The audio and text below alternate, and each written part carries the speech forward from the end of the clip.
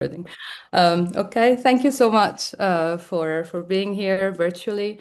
I'm very happy to be chairing the 2025 Newell Classics event, which was supposed to be held tonight at the very same time at 7 p.m. at St. John's College, Cambridge.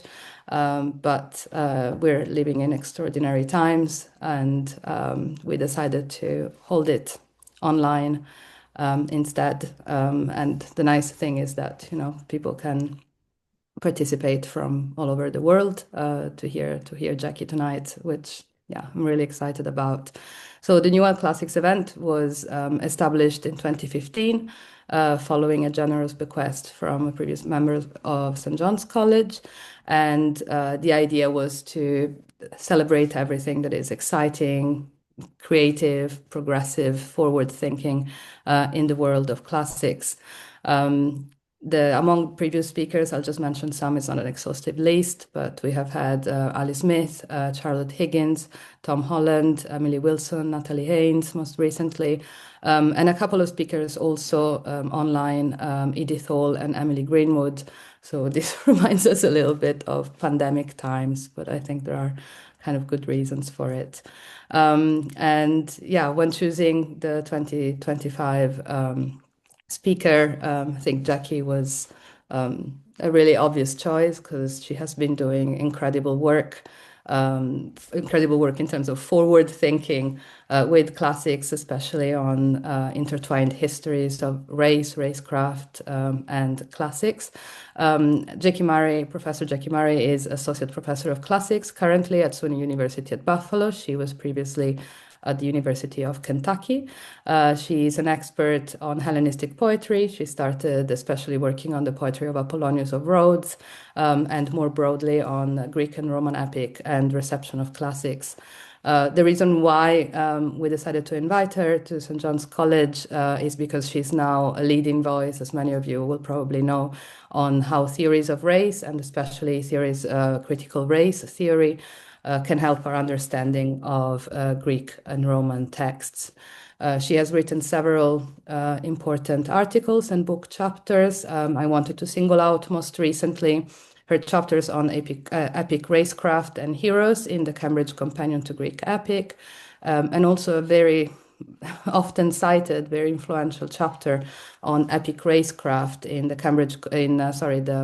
Bloomsbury Cultural History of Race, which really helped to put the concept of racecraft on the map of classicists. And I think this is also what Jack is going to talk to us about today.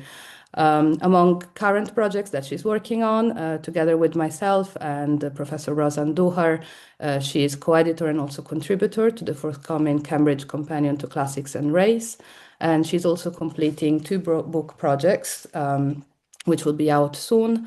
One is called Nikos, Apollonius of Rhodes, Poetic of Controversy, forthcoming with Harvard University Press for the Center of Hellenic Studies, and Race and Slavery in Plato's Republic, co-authored with David Kaufman for Cambridge Elements. And with David, she's also worked at the paper that she's presenting today. And she's also working on a monograph currently entitled Race, Racecraft, and Freedom of Speech in Greek and Roman Epic. But today she's going to talk to us about race and injustice in Plato's Republic. And I'll leave it to you, Jackie. I'll just eclipse. I only wanted to say that we have decided to hold the final Q&A in a dialogic form. So if attendees at the end of Jackie's talk want to raise their hand, I can unmute you and you can ask questions to Jackie directly, which we think will be a little bit more dialogic and very Platonic style, rather than having a Q&A, but you can also post questions in the chat in the Q&A. So yeah, thank you so much, Jackie, for speaking to us, and I'll just leave it to you. Well, thank you very much. I want to thank the organizers for the whole opportunity to give this lecture. I'm really sad that I can't do it in person. It would be lovely to be in Cambridge, but as we said, we're in uncharted waters right now, and I'm a very low risk. I can't take any risk at all, so I won't do that.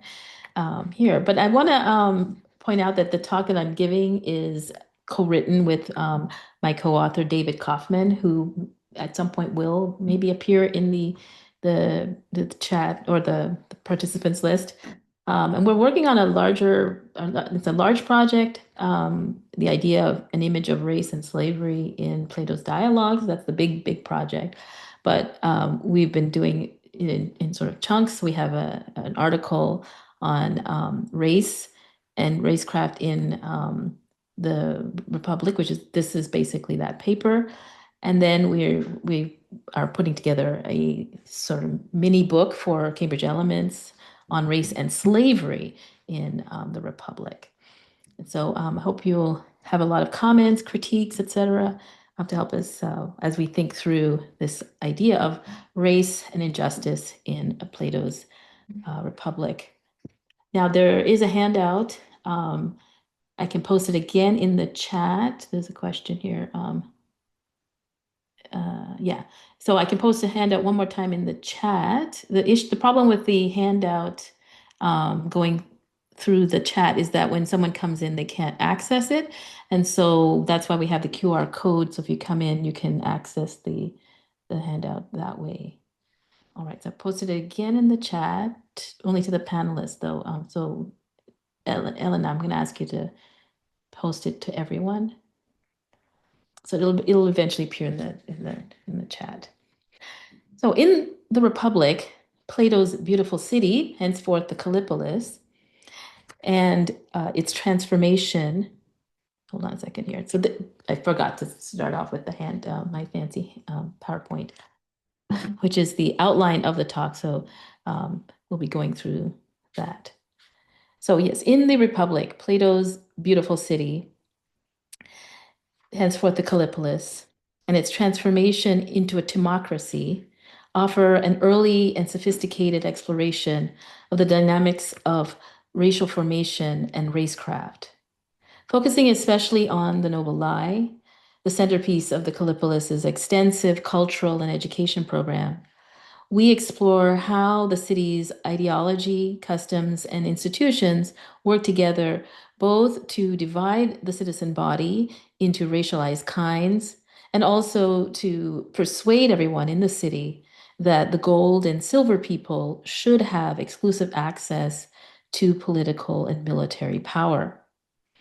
While the division of the Callipolis into putatively superior and inferior metallic kinds of citizens has the potential to lead to the oppression and dehumanization of the bronze and iron classes, that is, of the vast majority of the population, the shared belief in the Callipolis that all of its citizens are autochthonous and so are all of one family helps to limit this risk by promoting a sense of shared familial ties and obligations between the different metallic classes. Nevertheless, if the noble lie works to prevent the rulers of the Callipolis from oppressing the rest of the citizens, it also provides the structural preconditions for the violent race-making and racialization of the bronze and iron classes that emerges in the timocracy, that is the first of the generated polities after the fall of the Callipolis. Significantly for our discussion, the founding of the timocracy entails the disintegration of the harmony produced by the noble lie. The autochthony narrative no longer functions as it should, leading to the actualization of the full destructive potential of the metallurgic hierarchy.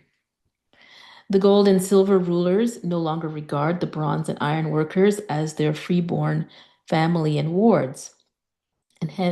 Instead, they treat them as enemies, enslaving them and regarding them as alien residents and domestic slaves. Our talk, which is divided into 3 sections, explores the racial implications of the noble lie as the founding myth of the Callipolis and its dysfunction in the timocracy. In the first section, we introduce the concepts of racial formation and racecraft and use these theorizations of race to analyze the beginning of the dialogue as a foil against which Athenian social hierarchies and racial ideologies can be reimagined. Next, we turn to the noble lie and to the accompanying living arrangements, cultural norms, and social taboos of the city, which we contend both divide the members of the city into racialized, hierarchically arranged kinds, and at the same time aims to prevent the gold and the silver elite from abusing or exploiting the rest of the members of the city. And in the third and final section, we consider the interrelationship of injustice, race making, and race in Plato's account of the city, of the Timocratic city, the first and constituent act of which is the mass enslavement of the bronze and iron classes. All right, so we're in the first section, racial formation and racecraft. Racial regimes are social constructs. They emerge from and are maintained by social interactions between groups. A society's racial structure is manifested in the day-to-day doing of things. Racial ideology dictates how people in a society are supposed to interact and treat one another. So, our aim in discussing the relationship between race and justice in the politics of Plato's Republic is not simply to establish that the Callipolis's noble lie promotes a racialized social structure as crucial to the harmonious social cohesion of the city. Instead, we're interested in how the noble lie maintains this harmonious social cohesion by delicately balancing the collective belief in the rightness of the society's naturalized metallurgic hierarchy and the common autochthonous ancestry. The fact that the collapse of the Callipolis into a timocracy coincides with the emergence of full-blown violent racial regime exposes the contradictory tendencies of the two parts of the noble lie. To explore this balance, we apply Michael Omi and Howard Wennett's theorization of racial formation, which focuses on the social mechanisms of the society that orchestrate how groups treat one another, and on the processes that govern which groups can and cannot be dehumanized by which other groups. So racial formation has two basic dimensions then, race making and racialization. Race making refers to the violent acts of dehumanization, atrocities that groups inflict on one another, primarily to establish dominion and domination in perpetuity. So race making it cleaves groups apart as it founds or refounds an oppressive hierarchical relationship based on violence and justifies by a conjured belief that certain human beings, the us, have an inalienable humanity, while others, who only appear to be human beings, the them, do not. So for Omi and Wynette, the European conquest and settlement of Western Hemisphere are clear instances of race making. The genocides and the forced displacements of the indigenous populations and the abduction and trafficking of Africans into a state of permanent slavery were acts that founded the white supremacist racial regime. However, race making need not involve already otherized groups, such as Europeans and Indigenous Americans or Africans. Intragroup schismogenesis that turns violent and produces naturalized mutual hatreds and dehumanization is also race making. Usually, such a process involves provoked disputes and conflicts that turn violent over the distribution of land and other necessary strategic resources. At the height of their empire, for example, in the 5th century, the Athenians engaged in this kind of intra-group race making. During the Peloponnesian War, they perpetrated atrocities against other Greeks to express their dominance. And relevant Example is the infamous genocidal rampage that the Athenians carried out against the inhabitants of Melos. The Melian atrocity manifested the Athenians' racial ideology as not only Helleno-supremacism, but Atheno-supremacism, Athenian racism, which could also be turned against other Greeks and had, as I said, an Atheno-supremacist dimension. As we discuss shortly, a critique of Athens' racisms lurks behind the racial hierarchy in the Callipolis. In racial formation, racialization occurs once the racial regimes have been established, extending racial meanings to domains where there was no prior racial significance, for example, to laws, institutions, relationships, social practices, objects, etc. A sort of secondary process of racial formation, racialization need not be violent, even though it is rooted in the dehumanization of race making. Racecraft, the concept theorized by Barbara and Karen Fields, provides the mechanism of racialization. Racecraft refers to the conjuring of racial beliefs necessary for extending racial meaning to domains beyond the bodies of the racialized groups. Racecraft operates on the discursive level, on legal, cultural, and institutional level, to promote collective belief in the existence of inferior beings that only appear human and so are undeserving of human dignity. Racecraft harnesses various mechanisms that can affect the mental terrain to create racial beliefs. For example, racecraft working through authoritative storytelling, laws, rituals, customs, etc., conjure the collective belief that African phenotypic features signify alienated humanity and natural slavishness. This particular racial meaning was then extended to music, food, hairstyles, etc., that are considered Black as racialization worked through racecraft. So racecraft thus produces consent to the racial regime without resorting to violence.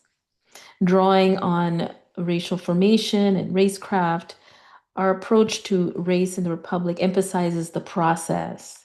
We focus on how the Callipolis and the democracy do race, that is, on the mechanisms that suppress or unleash race making, racialization, and racecraft.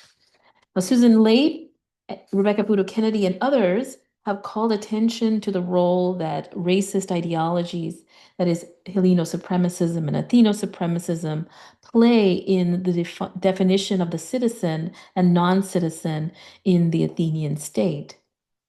The dramatic context of the Republic sets up the racial realities of the historical context as a foil for its theoretical exploration of the structure and social hierarchies of the polities it discusses. The foil is established vividly at the beginning of the dialogue, with Socrates' first sentences claiming that he and Glaucon went down to the Piraeus specifically to attend a multiracial festival. And that's number 1 on the handout. So I went down to the Piraeus yesterday with Glaucon, son of Ariston, to pray to the goddess. And I also wanted to see the festival, how they would do it, since they were holding it for the first time. And the procession of the locals seemed really lovely to me. And the procession that the Thracians put on seemed no less impressive. At this point, I should say also that I'm not going to read all of the passages on the handout. It's important for you to read the passage on, I think it's passage number 2. No, actually, it's passage number 3, which is the passage about the noble lie. That one, it's the longest passage on the handout because it's very crucial, but at the same time, it will take too long for me to go through it. Okay, so back to this. So this famous opening locates the coming dialogue in the Piraeus, the great port of Athens, where all goods, foreigners, and enslaved people entered the city-state. Unlike other parts of Athens, or the Athenian state, the Piraeus was bustling with diverse populations, Greeks, non-Greeks, locals, foreigners, Athenian citizens, resident non-citizens, enslaved, free, all mingled together. Now, the mention of the Thracians calls attention to their foreignness and status as medics or enslaved people in the city. As Christopher Parmenter has convincingly demonstrated, Thracians, through their long-standing association with enslavement in the silver mines and slave trading, were a racialized group in Athens. The fact that the festival for the goddess was being held for the first time in the Piraeus looks forward to anxieties expressed later in the dialogue about the potential deleterious impact of new customs and innovations on the education system of the Callipolis in Book 4. Now, the prominence in the first scene of Polemarchus's slave, who was in all likelihood a Thracian, further calls attention to Athenian racialized notions about the position of medics in the society. After, this is the next quote, after we had prayed to the goddess and watched the procession, we departed toward the upper city. Noticing us heading home from a distance, Polemarchus, son of Cephalus, ordered his slave to run and to order us to wait for him. The slave grabbed hold of me by my cloak from behind and said, Polemarchus orders you to wait. I turned around and asked, where was he? There, he's coming up towards you from behind, so wait. And Glaucon said, okay, we'll wait. So the image of the enslaved person somewhat violently grabbing hold of Socrates, an Athenian citizen, as he delivers the orders of Polemarchus, the wealthy medic, disturbs the straightforward Atheno-supremacist structure of the racial hierarchy. The slave of Polemarchus, the wealthy medic, interacts with Socrates, the Athenian citizen, as if their social distinctions were inconsequential because of Polemarchus's wealth. The rich medic commands his slave to deliver his orders to a poor citizen. The enslaved person, as an extension of his enslaver, behaves somewhat violently toward the citizen. Later, the rich medic even threatens the citizen with violence, albeit playfully, pointing to his entourage that includes foreigners and other Athenian citizens rather than indicating that because of his wealth, Polemarchus has somehow transcended his medic status, as some have suggested, we argue that the depiction of Polemarchus toys with the actual gap that existed between racial ideology and racial practice. And it's worth pointing out that Polemarchus later on in Book 5 grabs hold of Animatus's cloak and forces the conversation there as well. So he tends to be a little bit handsy. Whereas the democratic ideology said that all members of the society, regardless of status, have equal protection from hubris by the law, the actual lived experience of medics was quite different and varied across class and gender. Rebecca Futo Kennedy convincingly argues that metoikia established a legal double standard designed to ensure that medics were treated as inferior persons, almost on par with the enslaved in society. Medics, especially women and the poor, were more vulnerable to enslavement and execution in the law courts than Athenian citizens who could not be enslaved or summarily executed.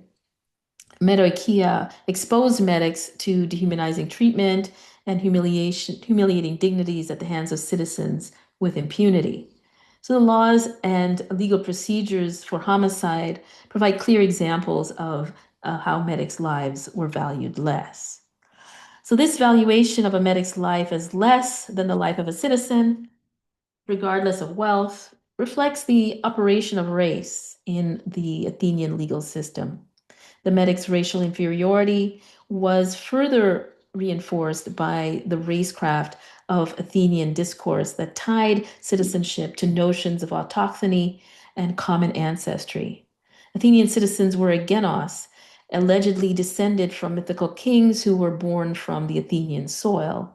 So, regardless of how many generations back a Medic could trace his family's habitation in Attica, they were always considered settlers, metoikoi, and excluded on that status from citizenship.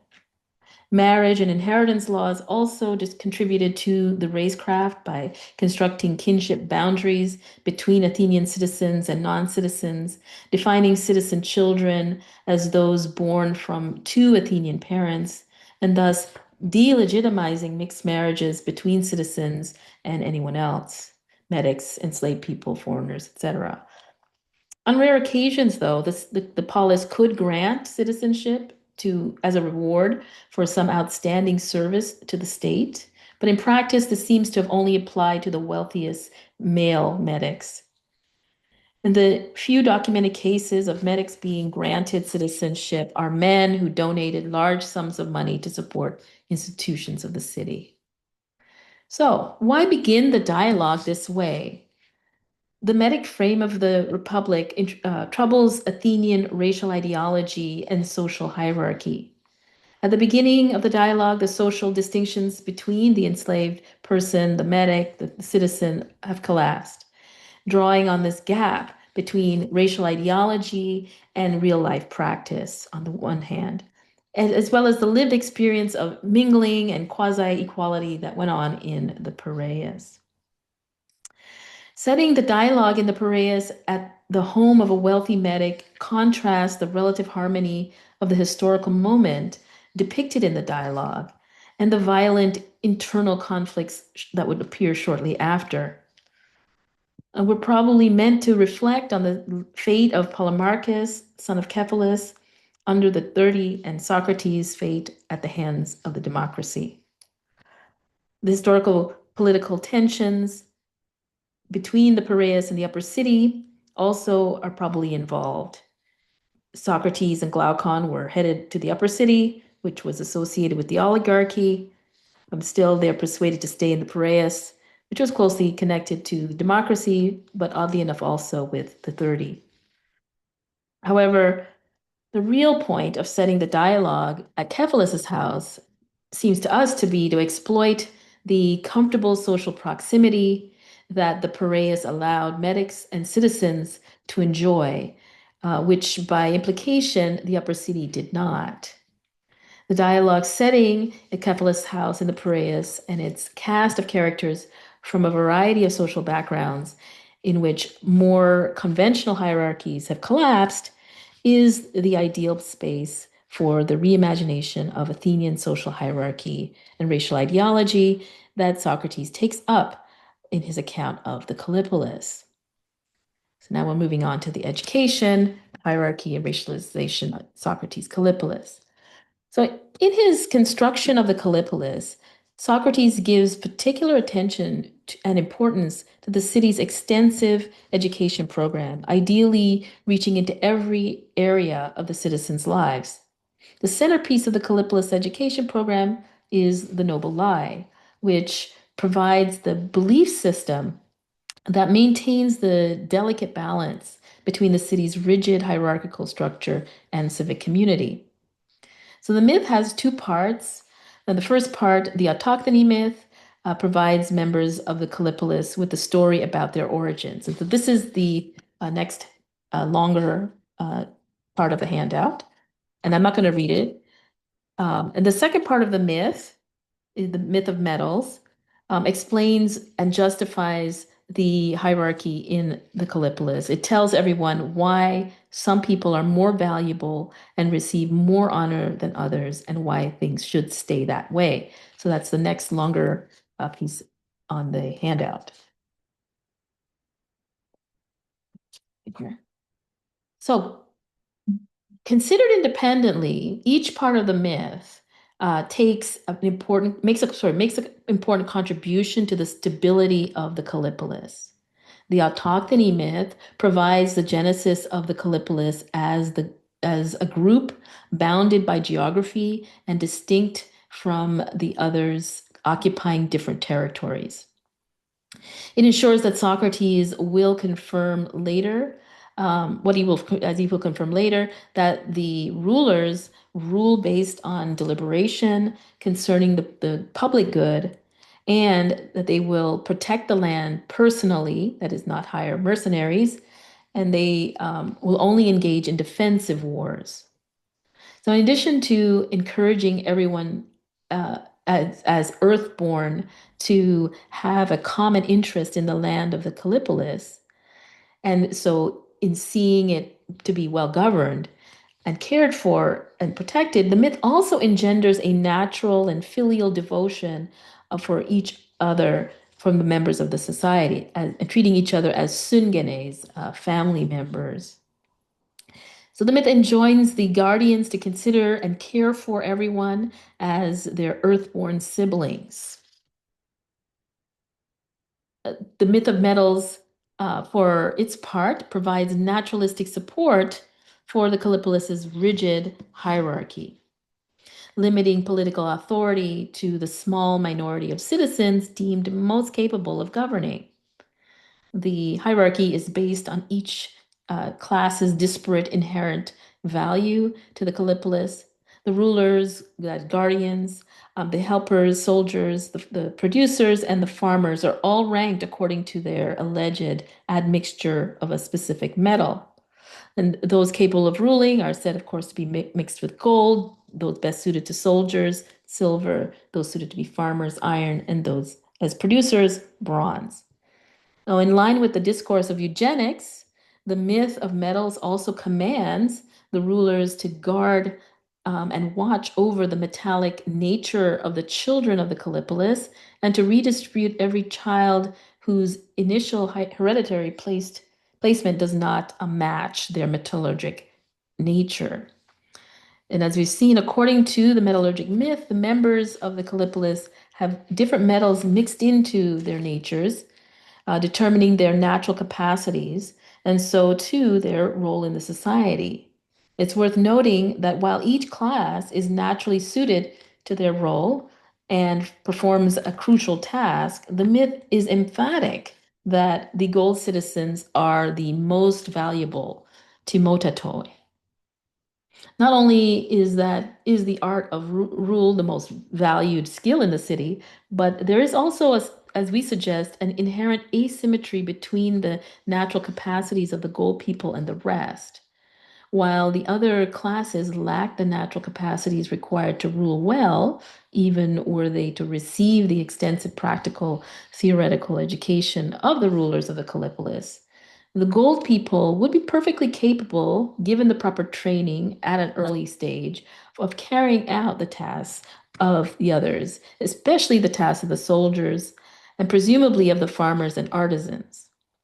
In fact, there is strong reason to think that if they receive the appropriate education at an early age, gold people would not only be capable of performing the other tasks within the city, but they would also be especially good at them. As Socrates explains shortly before introducing the noble lie, membership in the ruling class is open to whoever among the broader pool of soldiers and rulers in training excels in their common tasks and exams. More generally, in his analysis of what it means to be naturally well suited, euphues, for the task, he includes, in addition, the requisite physical gifts, being capable of learning quickly, of remembering what one has learned, and of discovering other aspects of the field by oneself without instruction.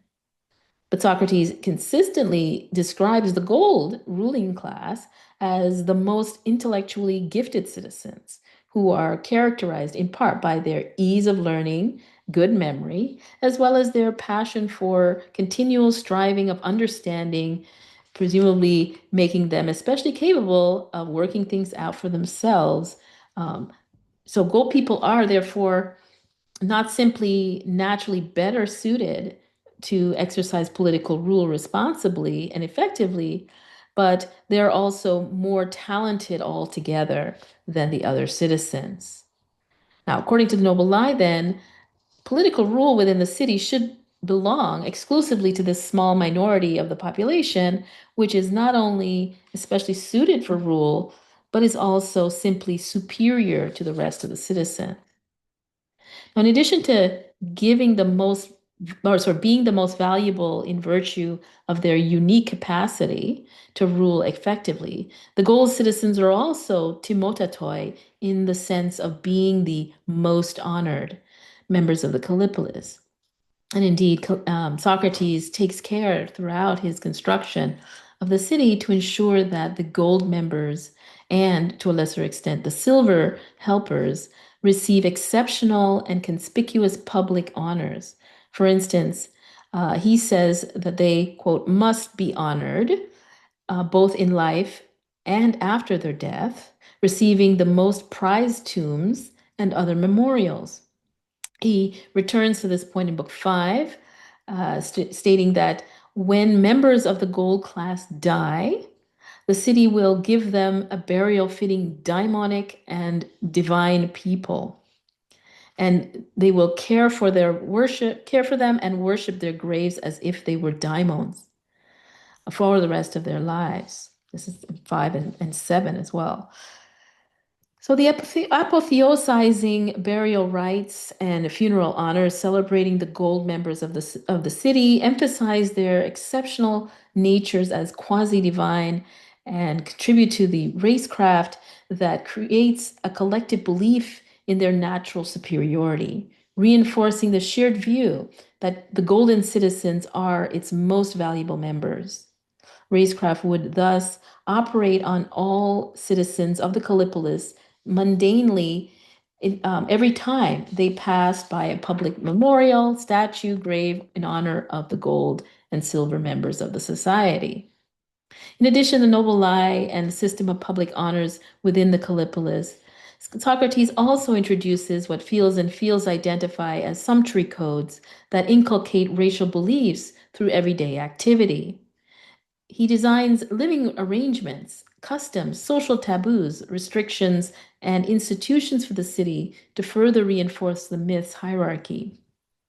For instance, the rulers and guards are segregated from the bronze and the iron.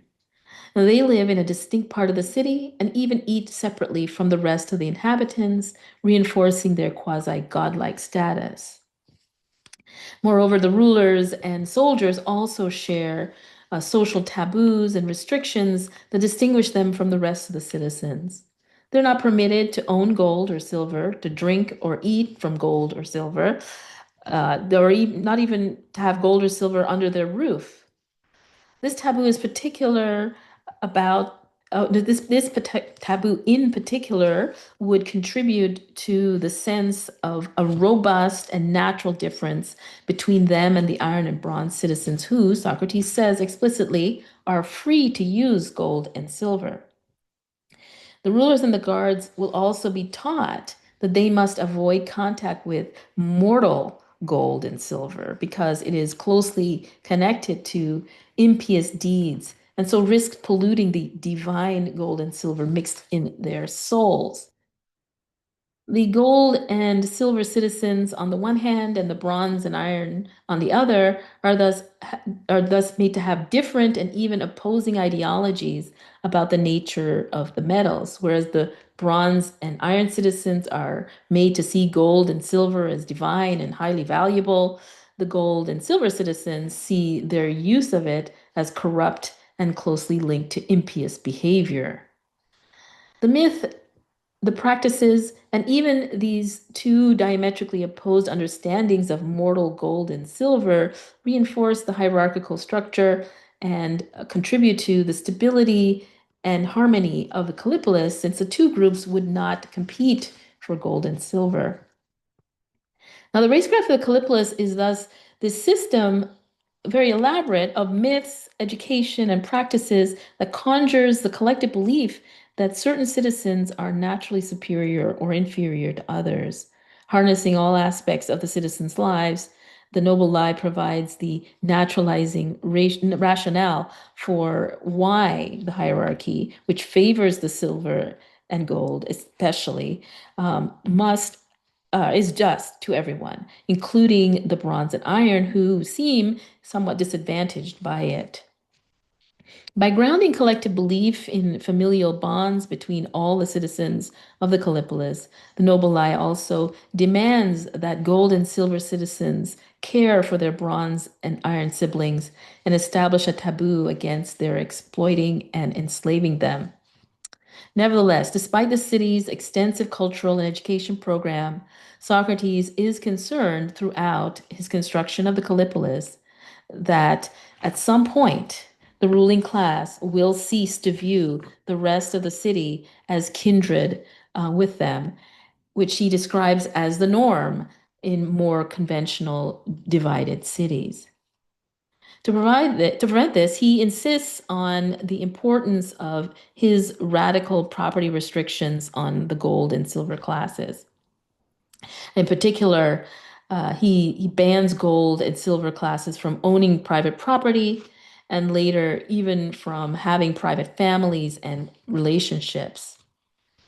As he explains, the prohibition of private property and families will save both the guardians themselves and the city. And I'll read this quote.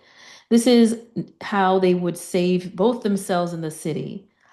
But the day they acquire private land, houses, and currency, they will be household managers and farmers instead of guardians, and they will become enemy masters of other citizens instead of allies. And they will spend their whole lives hating and being hated, plotting and being plotted against, more afraid of those within the city than of external enemies, rushing within with the city to near utter ruin. So Socrates' point here is that the city and its rulers cannot be saved from destruction if the rulers and soldiers acquire their own land, houses, and currency. In doing so, they will become farmers and household managers as well as guardians, violating the principle of specialization. They will also become exploiters and abusers of the farmers and producers. They will be enemy masters, despotai ektroi, of the other citizens, and so will treat them as if they were foreign enemies they had enslaved instead of allies, tsumachoi, as they should. So in Socrates' view, if the rulers and soldiers are allowed to own their own property, they are bound to exploit and enslave the other citizens, even in spite of the city's extensive cultural and education program. The risk of ruling classes exploiting and even enslaving the rest of the citizens is thus a significant concern throughout Socrates' construction of the Callipolis. In sum, although Socrates includes a variety of safeguards in the cultural program, urban design and laws of the Callipolis that collectively help to prevent or at least limit the ruler's exploitation of the bronze and iron classes, his division of the city into distinct and hierarchically arranged superior and inferior kinds of people creates a racialized categorization of the citizens on the basis of which the bronze and the iron classes are denied any influence whatsoever, let alone control, over the city's internal and external policies and decisions. Nevertheless, if the bronze and iron members of the society are effectively at the mercy of the gold and the silver elite, the shared ideology and practices of the Callipolis, so long as they remain robust, ideally prevent the gold and silver classes from abusing their rule and exploiting the rest of the city. So in the next section, we now turn to his account in Book 8 of the ultimate decay of the Callipolis and its devolution into democracy. The first, of course, constitutive act is the mass enslavement of the bronze and iron classes. So in Book 8 and 9, Socrates discusses the eventual devolution of the Callipolis into four progressively more unjust cities. Although, as we've seen, he gives a great deal of attention to securing the stability of the Callipolis through its cultural program, urban design, rigid class system, etc., he is nevertheless resigned that the Callipolis will eventually collapse and decline. He predicts that the eugenics program will fall apart when there is a failure both to sort the children properly into the classes suited to their natures and remove unsuitable children from the gold and silver classes. As a result, disunity and, in his terms, even a civil war, stasis, will eventually arise among the ruling and military elite of the city. In the iron and bronze types, among the rulers and silver, the soldiers, ruler and soldiers, who value money making and acquisition of land, will resort to violence against those with the more pure natures, gold and silver types, those who value virtue and the traditional structure of the Callipolis. In effect, the two political factions form a progressive group that wants access to luxury goods, and that Socrates' city denied them. And there's a conservative faction that wishes to maintain as much of the city's traditional structure and virtue as possible. Now, according to Socrates, the struggle between these two factions will eventually create a compromise. That's the next point on the handout. So, while inflicting violence and striving against one another, they agreed on a middle ground, that is, to distribute the land and houses as private property, and to enslave and treat them as perioiki, and as domestic slaves, those who they previously guarded as free friends and sustainers, and to busy themselves with war and guarding against or policing those whom they have enslaved. So the warring parties agree to preserve the hierarchical structure of their society, but distribute the land and houses of the bronze and iron classes among themselves as private property. More radically yet, among the first constitutive acts of the democratic state is the mass enslavement of the bronze and iron classes, that is, of the vast majority of the city.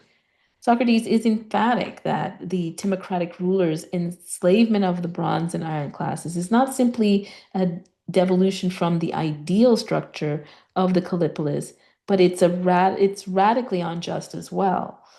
Some of the harms to the bronze and iron classes are obvious. They lose their property and bodily autonomy, but others are less so. In robbing and enslaving and guarding against and policing them, the Timocratic rulers treat those whom they previously regarded as free friends, eleutheroi philoi, and producers of sustenance, trophes, as enemies. So in Greek, the full semantic ranges of these two terms, philoi and tropheus, uh, connote strong family bonds and or obligations of love and care, notions that the noble lie version of the myth of autochthony aimed to promote. The race making of the Timocratic rulers destroys the mutual familial ties and obligations they once shared with the bronze and iron classes. Moreover, the gold and silver rulers, by violating the most basic norms of Greek society, also harm themselves by becoming considerably more unjust, which Socrates maintains is the most serious type of harm. So the founding act of the democracy is thus strikingly unjust, both from a popular Greek and a Socratic perspective. Nevertheless, Socrates' description strongly suggests that the injustice of the democracy will be largely invisible to the rulers who no longer recognize the bronze and iron classes as earthborn citizens of their city. And in particular, a key feature of the devolution of the Callipolis into the democracy is a radical shift in the city's ideology, especially as understood by the ruling class. Thus, in the democracy, the bronze and iron friends and sustainers become perioikoi, and domestic slaves. The term perioikite, of course, involves Spartan racial terminology for the inhabitants of dependent communities in the territory. The Spartan tripartite class system placed the perioiki between the Spartan citizens and the helots, the enslaved laborers who worked the land of their enslavers. The perioiki, who dwelt in their own communities were free, but had no political rights and were subordinate to the Spartan citizens. So labeling the bronze and iron classes perioiki in the Timocracy therefore strips them of their former status as earthborn siblings with the rulers. The bronze and iron classes are now completely excluded from the citizen body and relocated to separate communities, but around the main city of the Timocratic state. In other words, the Timocratic rulers now view their previous earthborn siblings as outsiders and even enemies, whom they, in Socrates' words, occupy themselves with policing. It's worth emphasizing that the bronze and iron members of the society presumably continue to have the same functional role within the democracy as they had in the Callipolis. That is, they're still the craftsmen and farmers and still have no access to military or political power. Therefore, the ideological shift in democracy is not driven by a new distribution of tasks and roles within the city. Instead, it is the function of a new conception that the rulers have of their relationship to them and how they should treat them as a consequence. Now, while the Callipolis was distinguished in part by its exceptional unity, including the agreement of all that its members should its members about who should rule and who should be ruled. The democracy is a far more disunified and unstable society. Not only is the ruling class itself, which is now have access to private property and private families, far less unified than it was before, but there is also radical disunity between the ruling class and the rest of the city. The balance between the noble lie's autochthony myth and the metallurgic hierarchy is disturbed, and it's preventing the racial ideology from functioning as it did in the Callipolis. And there, the ideology obtained where everyone, regardless of class, was believed to share descent from the land on which the Callipolis stood. This collective belief played a role in generating the mutual family bonds and obligations that offset the pernicious tendency of the metallurgic hierarchy to inculcate contempt in the rulers for the ruled because of their putative, naturally inferior status. So in the democracy, however, the founding enacted a redefinition of the autochthony myth, which excludes the bronze and iron classes from membership as earthborn siblings, limiting who counts as Pheloi just to the ruling elite.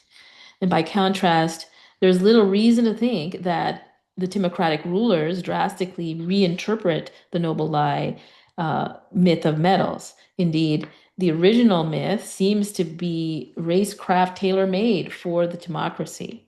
It naturalizes and justifies the ruling military elite exclusive access to political power and their domination of the bronze and iron majority. Because there exists putatively immutable natural differences, goldness, silverness, bronzeness, and ironness, that mark members of the city as superior and inferior kinds, the gold and silver classes are the ones that should rule. In contrast, the bronze and iron classes should be ruled. It's worth emphasizing that now rule is no longer what it meant in the Callipolis. Rule is now equated with enslaving. That is, all of the city's putative bronze and iron members are enslaved and compelled to work as craftsmen and farmers.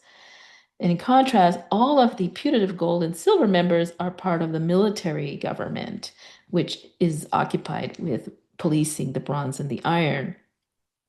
Additionally, the Timocratic rulers also maintained many of the more distinctive customs of the Callipolis that serve as racecraft to prop up collective belief in the natural superiority of this group. For instance, they retain the practice of shared meals and continue to forbid ownership of silver and gold, likely on the grounds that they are divine and silver within themselves. Now we come to the conclusion. So this paper explores the dynamics of racial formation and racecraft in Plato's Callipolis and Timocracy, as we show already in the opening frame of the dialogue and its more general setting in Cephalus's house and in the Piraeus, the conventional hierarchies are conspicuously suspended, foreshadowing the efforts later in the Republic to reimagine Athenian social hierarchies and racial ideologies. In our second section, we turn to Socrates' construction of the Callipolis, focusing on the centerpiece of its educational and cultural program, the Noble Lie. And we argue that the Noble Lie struck a balance between these two seemingly incompatible racial ideologies. The autochthony myth, which defined all the citizens as a race of Greek earth-born siblings, distinct from non-Greeks and Greeks from other lands, and the myth of metals, which divided the citizens into distinct classes and arranged them hierarchically as superior and inferior races of people according to their natural time, a conceptual conflation of price, value, honor, and office. As we've argued, the mutual familial ties and obligations that the autochthony myth fostered inculcated in the gold and silver ruling classes a commitment to the common good, which entailed caring for the bronze and iron classes.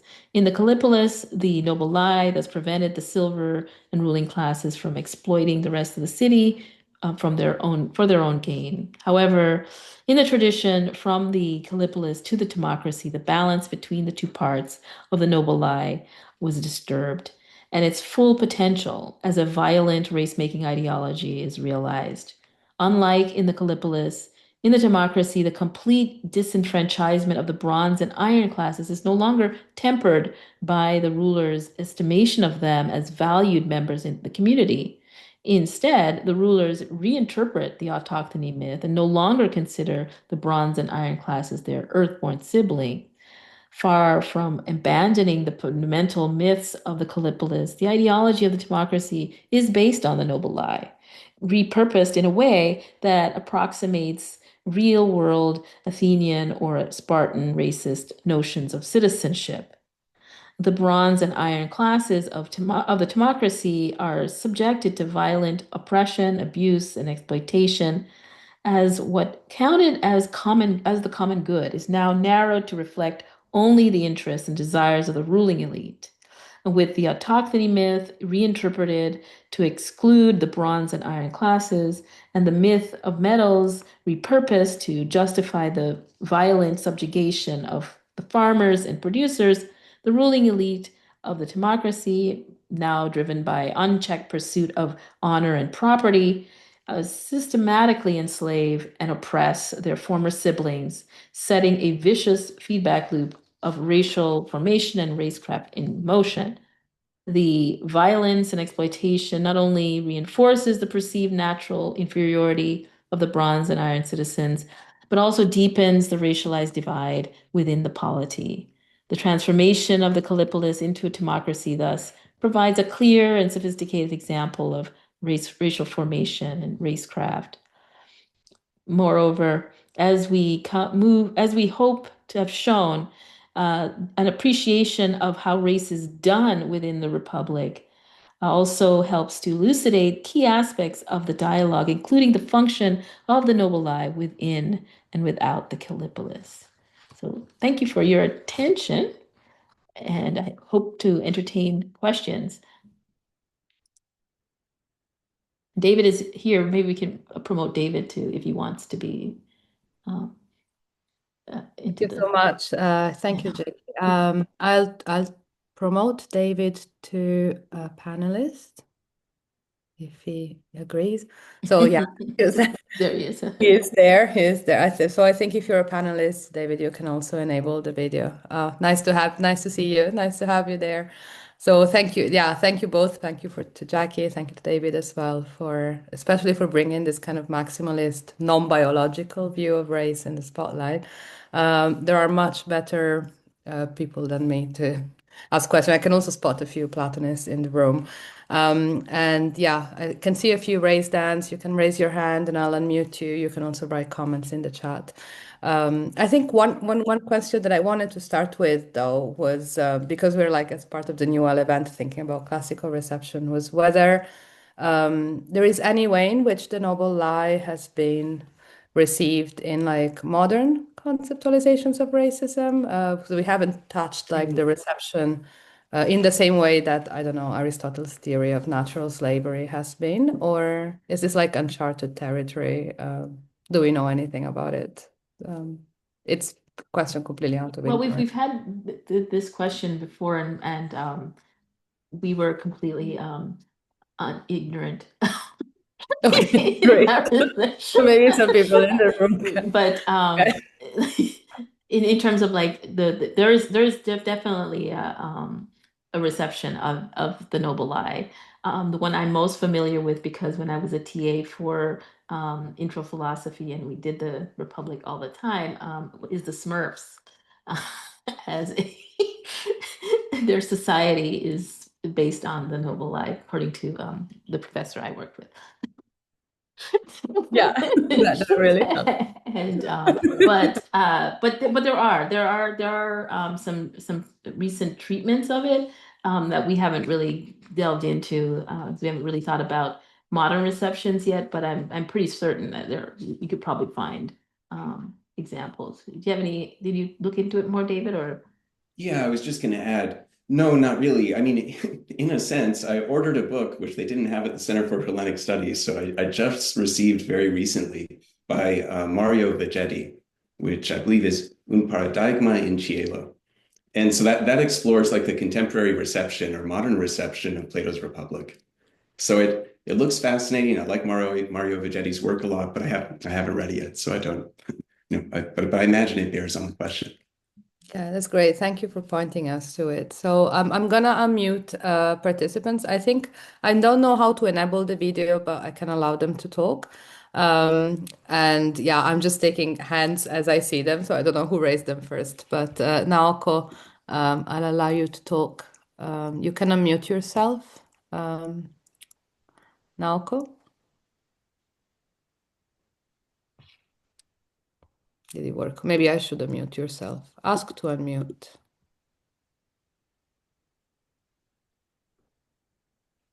Yeah.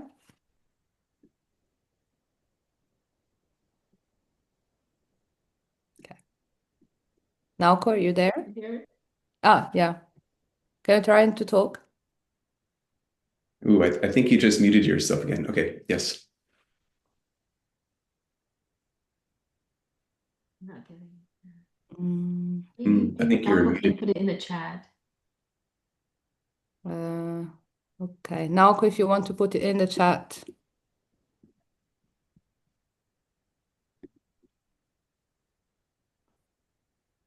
Okay. I don't know. It didn't work. Naoko, if you want to put your question in the chat, I'll just try to I'll just try to move on maybe. James Warren. Let's see if so if this doesn't work, then it's me. James, can you talk? Um, Oh can yes. you hear me? Yeah, we Yeah, can hear you. yeah. So you can Hi, also see a Jackie. nice avatar. Yeah. Hi, hi, Jackie. Hi, David. Lovely to see you. Two quick things. I mean, the noble lie question is really interesting. I wonder whether part of the difficulty of the reception of it is that it's announced as a lie. So it would be kind of tricky to co-opt directly into the kinds of um, ends that you might envisage. My question really was though about the golden people, um, and I wondered whether you thought there was also a way in which the Republic, um, as well as you pointed out, talking about their superiority in some ways, also cast these as, if anything, the part of the city that is most characterized by a kind of unfreedom. I mean, that they are, as you said, their lives are incredibly circumscribed and peculiar. But I also had in mind, perhaps as an echo of the passage at the very beginning that Jackie drew our attention to, the way in which, they're forcibly dragged out of the cave and made to encounter the light outside in a kind of uncomfortable and painful way, and then dragged all the way back down again, kicking and screaming. So I wonder whether there's a kind of interesting way in which Plato is sort of having it both ways sometimes with his description of the relationship between the classes. Yeah, I think you're probably right about that. Because I was just re-examining the the passage at the beginning, and the second time Polemarchus does this is at the moment where they're pressing Socrates to explain again what you mean by the shared property and shared wives. Like, he thinks he's done with explaining things. And then Adeimantus and Polemarchus jump in and say, wait, we want more explanation. So it's sort of like, yeah, they're pulling him, at least in terms of him explaining things, into the back into the cave, as it were. But yeah, there's definitely work to be thought about in terms of the at least I think in terms of how the gold people, as opposed to say the silver people, do have a kind of tight restriction on them that parallels kind of the unfreedom that we can imagine for the real enslaved people might have. Um, but it seems like they consent to it. That seems the issue. Within the Callipolis anyway, everyone seems to consent to whatever is controlling them. By brainwashing, what we would agree, but definitely there's a forcing of consent on them. So that would be one way I would deal with it. How would you respond, David? Yeah, I think that's a really interesting point and very, very attractive suggestion. So I think there's definitely a case. I mean, it's one that Socrates makes pretty explicitly in the Republic, that the gold people are compelled to rule in a way. I mean, they consent, as Jackie said, but something that they prefer not to do. And that looks a little bit like the beginning, where Socrates and Glaucon are heading back up, but they get, kind of compelled in a way to stay in the Piraeus. And you might see something similar there, that they prefer to go back to their own more characteristic activities, like philosophical inquiry, but they're compelled, or at any rate, they're overriding reasons that require them to, kind of against what they would prefer, to remain and participate in the city by ruling. So no, I think that's a really attractive suggestion. Thanks. Okay, I'm gonna take a question from the Q&A from Adrian Waltz. I can also unmute you if you want. Do you want to ask the question yourself? Sure, if you can hear me. Yeah, we can. Thank you. Okay, yes. Hello, I'm Adrian. I use they, them pronoun. And I was interested in this framing of the Republic as a critique of Athenian racialization of themselves and the Metics. And I was wondering if you would also say that the text works as a critique of Spartan racialization of themselves and the Helots. Yeah, well, I would say yes. By the time we get to the timocracy, that's certainly what they're doing. They explicitly make the statement that this is the kind of state that we see in Sparta and Magnesia and other places. So it's clear that the timocracy is supposed to be something akin, or maybe a recent word we've heard, a caricature of the Spartan setup. So yeah, I definitely think there's a critique there. And this is sort of why we're interested in how, if it is a critique, then it's again emphasizing the slavery aspect of it, right? That seems to be something that Socrates is particularly worried about. Like, and so the point is, why is he worried about it? It's everywhere in Athenian society, right? So why is he worried about it? But that's the first thing that in order to establish the timocracy, they pretty much enslave the vast majority of the population, and they call them with the words that are used by Spartans to talk about the people that are not part of their society, right? The perioiki, who are like not part of the citizen body, but are part of the state. and the people that they go in every now and then to police and check to make sure that they're obedient, etc. Right? So yeah, there's definitely a calling in of Spartan thinking there. Does that answer? Yes, it does. Thank you so much. Okay, great. Okay, I'll take a question from Frisbee Sheffield, unless David, you wanted to add something to that. No, that's good. Okay, I'll allow Frisbee to talk. Can you talk? Yes, this works. Can you hear me? Yes. We can. Yes. Thank you so much for the talk. I enjoyed it very much. I had a question about the reading of the Noble Lie. And I think that the reading that you advocate here seems to take its lead, what seems to suggest that the Noble Lie is addressed to the majority of citizens in order to prop up a sort of collective belief, this naturalizing rationale for the social hierarchy. And that reading's been challenged recently. And so I just wanted to know what you thought of the alternative evidence and why you reject this alternative view. But an alternative view takes its lead from the fact that the Noble Lie is directed first and foremost to the rulers. And on that basis, it says, look, it's not really about justifying to the citizens why they're in this inferior position. Really what it's about, and this is the view of Rachel Barney, really what it's about, she argues, is the divine command, which is, I think, in your fourth passage. It's about the divine command, which says that the guardians must first and above all, Proton and Malister, make sure that people go into the right sort of classes. That if somebody is born to a bronze set of parents, but with gold in their soul, they should be put in the right class.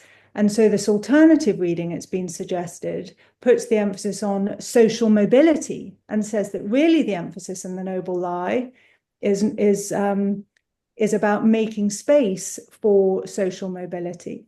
So I just wondered whether you thought that reading, which, as I say, has been offered by Rachel Barney and takes its lead from the people to whom the lie is addressed, whether you thought that was at all persuasive. And so to really get you to argue more fully for why you took that particular view of the Noble Lie. David, you want to do that or? Yeah, sure. I can start with the response. I know it's a great question, one that we should think more about, and we'll have to talk more about for sure. One place to start in terms of its being addressed to kind of the ruling class, it seems to me that the autochthony myth is tailor-made for them in a lot of ways. So one of the claims we make is that what prevents the ruling class within the Kallipolis, or one of the things, I mean, there are a variety of structures and places as we see it, from oppressing and really taking advantage of the bronze and iron classes is the autochthony myth when it operates the way it's supposed to, which it ceases to do in the democracy. I think that's one way in which the Noble Lie or the autochthony myth, as something that's addressed to the rulers in particular, really has a special course for them. It's especially important that they believe that, and more important that they believe it than that, say, the iron and bronze classes do. As to social mobility, no, it's a really good question and kind of a puzzling one to me. And when I say puzzling to me, it's a difficult thing to figure out from the Republic, in part because by the time you get to book 5, it seems like there's a lot of focus, for instance, on eugenics. There's a system that seems on its surface, at least as I take it, to give less room for sort of social mobility or wide social mobility. So, but it's something I think we're still wrestling with a bit in trying to figure out exactly what our take is on the role social mobility plays.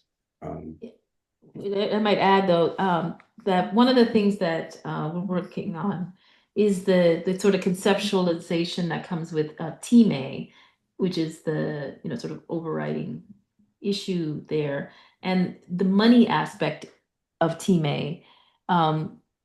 One idea of thinking about is that the fact that gold and silver, bronze, and iron, well, not so much iron, but are part of the currency system in the culture.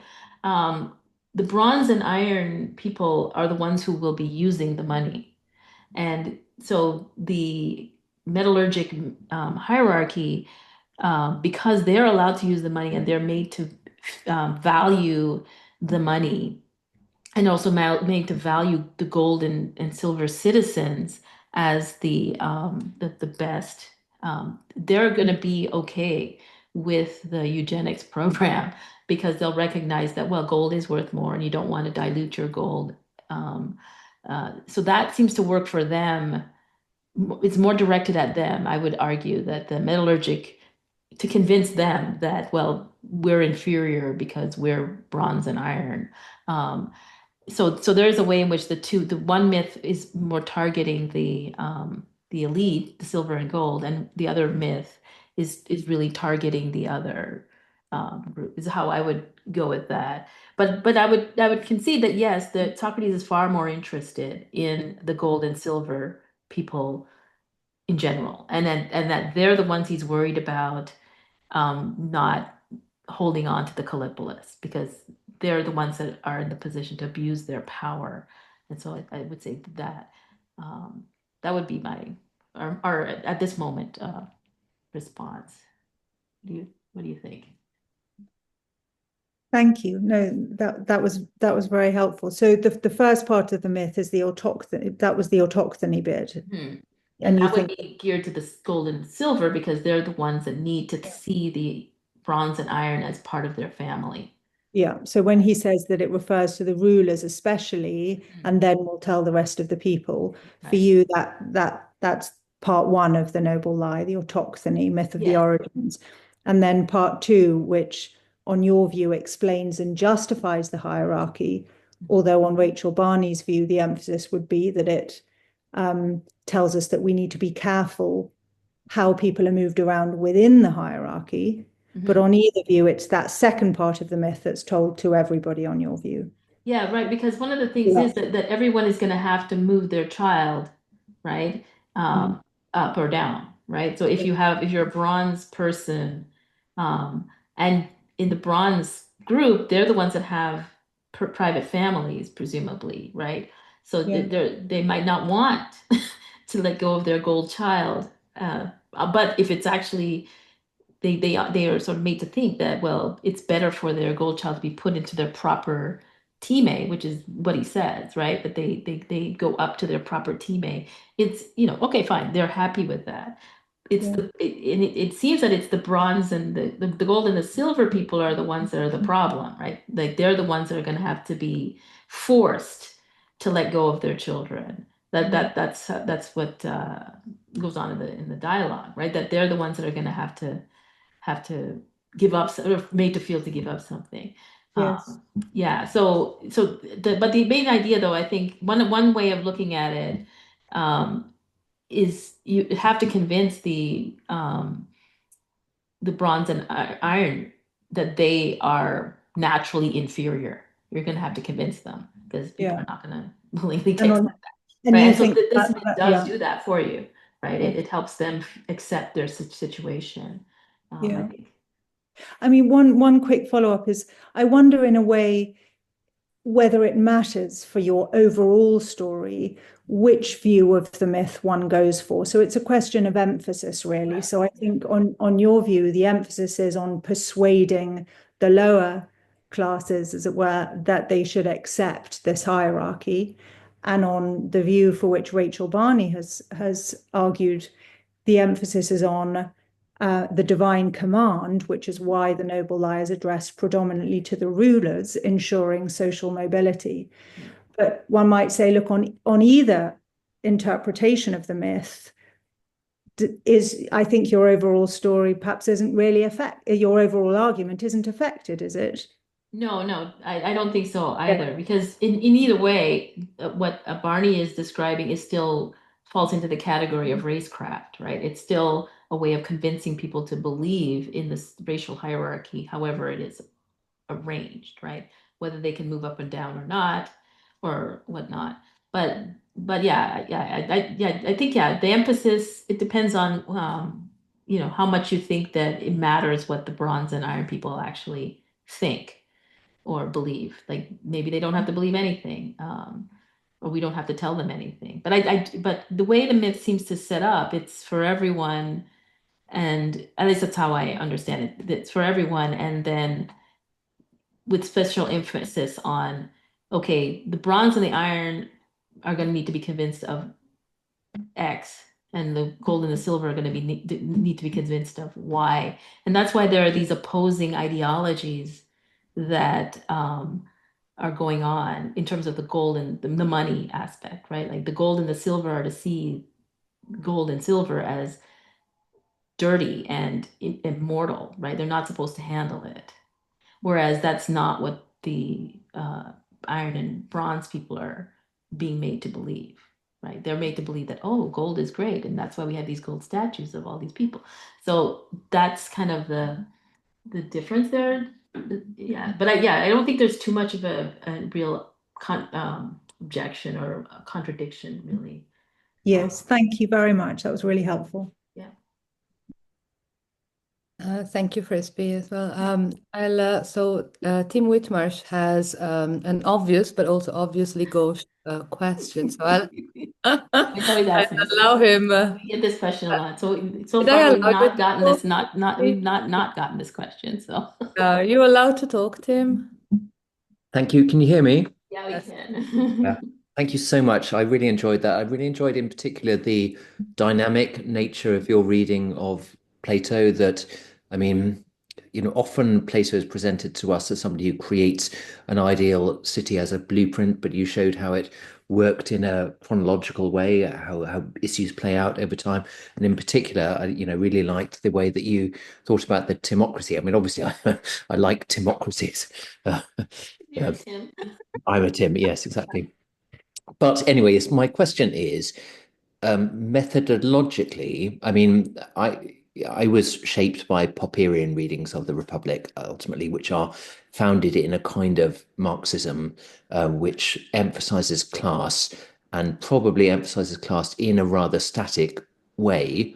Um, so what I was wondering is, the Field Sisters who you invoke, Jackie, obviously have a very different, but I mean, Marxist related model of um, social structure.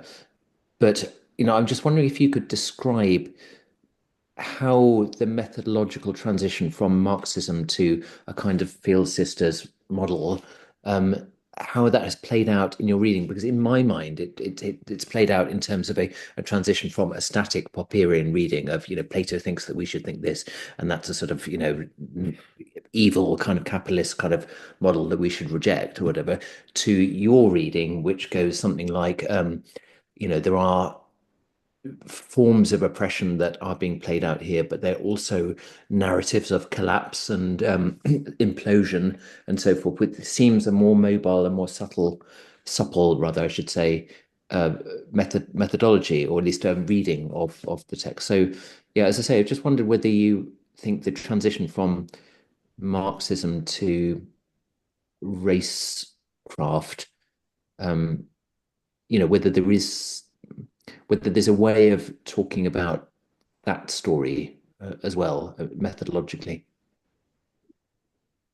I think I do think that so in the Callipolis, you could say that race has not isn't fully full formed yet, right? In the sense that you can emphasize class there as the sort of hierarchical structure. But again, in terms of who has control of the means of production stuff, right? That's not going on at all in the Callipolis, because the folks who actually have control over the means of production are indeed the bronze and iron. They're allowed to be wealthy. They're allowed to have goods, and it's the rulers who are the ones that are sort of in what we might even worry about as communistic sort of setup, right? Where they have the shared property, they have the shared families, the extreme uh, marriage situation that seems to be in the ruling class. So it doesn't really it doesn't really work in that respect to say that classes is an important or maybe overriding dominant thing there. But when you move to the democracy, all of that changes. And yes, you could start saying maybe there's something going on because wealth then becomes part of the ruling class. They control all of it, right? And that's also when race appears in its full form, where you have the violence and not just the sort of everyday persuading of everyone that they're inferior, blah blah blah. You're getting now violence backing up that hierarchy. But David, you want to say anything about that, or No, it I'm is a not good really point, though, Tim. about Like you should Marxism. think So about it. it's a fascinating question.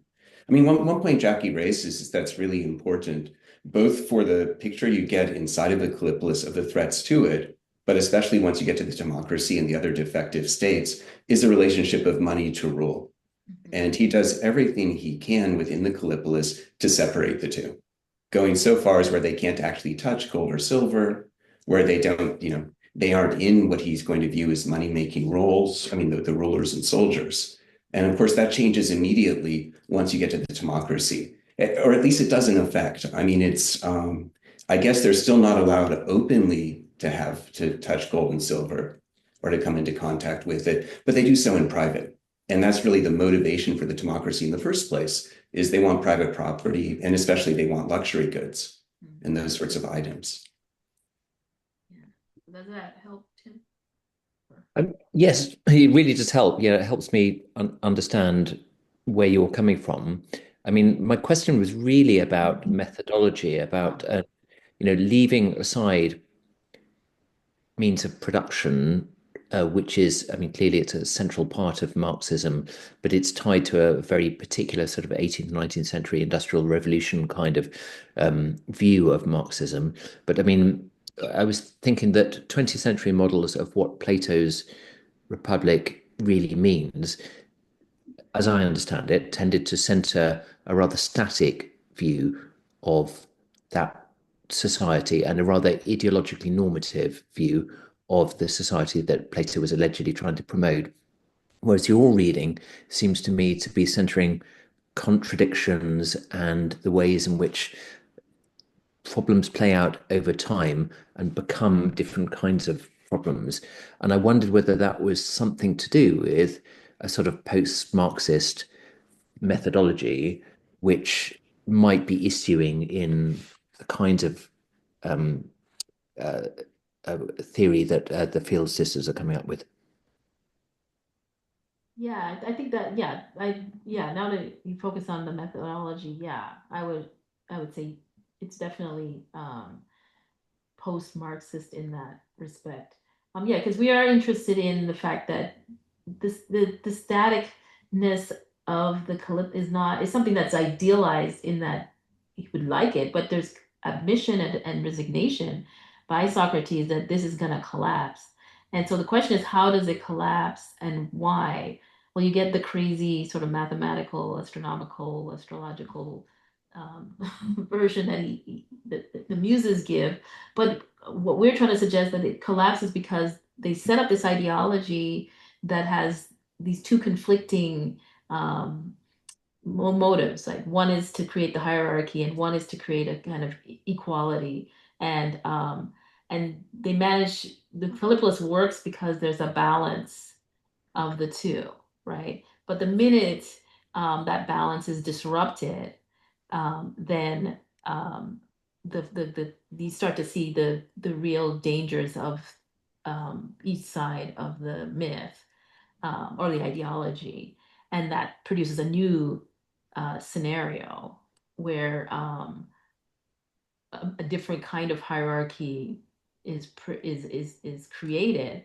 And even the gold, I think, are marginalized within the new democratic structure. And then as you keep going forward, again, Socrates seems to be interested in what's causing the shift, right? And the shift is always some kind of disruption to elements of what would sort of keep holding it together in the last iteration, right? So yeah, so definitely not looking at a kind of static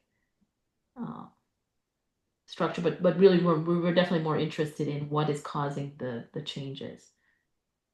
Yeah, and just to add to that, one thing that I think really strikes us in our reading of the Republic, but also just struck us in working on it closely again and kind of together, is that even once he's established his city, and once he has like the censorship program in place or education program in place, and it's as robust as you can imagine in a lot of ways, he still thinks that there's a serious threat that things are going to go haywire. You still need all of these other sorts of, I don't know, guardrails or institutions and practices that help to prevent even this like massive educational or brainwashing system from really taking hold and working. And so I think that's one feature of the Callipolis for us that's pretty fascinating, is that even in like its ideal state, there's still quite a bit of room for tension. It's still something that needs like constant maintenance to be preserved. Thank you. Yeah, that's great. Thanks, Tim. Thank you all so much. Thank you, team. I don't think there are any other burning questions. I cannot see raised hand or questions in the Q&A. And yeah, I think Jackie, it's been a while. Yeah, it's been 1 hour and 40 minutes. So yeah, some Zoom fatigue. Thank you so much Thank for this. you. It was, yeah, I mean, we would have loved to have you here in person. It would be great to have you in the future, you and David. Thank you, David, for making this surprise appearance among the panelists. It was really great to hear from you, and thank you, yeah, to all the Well, thank you everyone for people who coming. contributed with questions as well. So I'm gonna stop the recording, I think. Yeah, so now we're off the hook.